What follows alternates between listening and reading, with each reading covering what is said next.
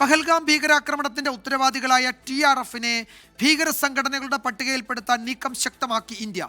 പ്രത്യേക സംഘം ഇന്ന് UN ആസ്ഥാനത്തെത്തി തെളിവുകൾ കൈമാറും. സിന്ധു നദീജല കരാർ പുനഃസ്ഥാപിക്കണമെന്നാവശ്യപ്പെട്ട് പാകിസ്ഥാൻ ഇന്ത്യക്ക് കത്തയച്ചിരുന്നു. അതിന് നയതന്ത്ര മറുപടി രാജ്യം ഉടൻ നൽകും. പാകിസ്ഥാനിൽ ആണവ ചോർച്ച ഉണ്ടായി എന്ന വാർത്തകൾ അന്താരാഷ്ട്ര ആണവോർജ്ജ ഏജൻസി തള്ളി.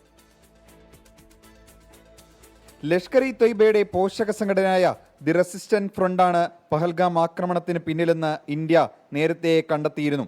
എന്നാൽ ആക്രമണത്തെ അപലപിച്ച് UN സുരക്ഷാ കൗൺസിൽ പുറത്തിറക്കിയ വാർത്താക്കുറിപ്പിൽ സംഘടനയുടെ പേര് ഒഴിവാക്കിയിരുന്നു.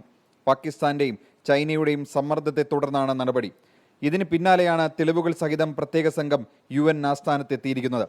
ഉപരോധ കമ്മിറ്റിയെ കാണുന്ന സംഘം തീവ്രവാദ വിരുദ്ധ കമ്മിറ്റിയുടെ മുന്നിൽ തെളിവുകൾ ഹാജരാക്കും.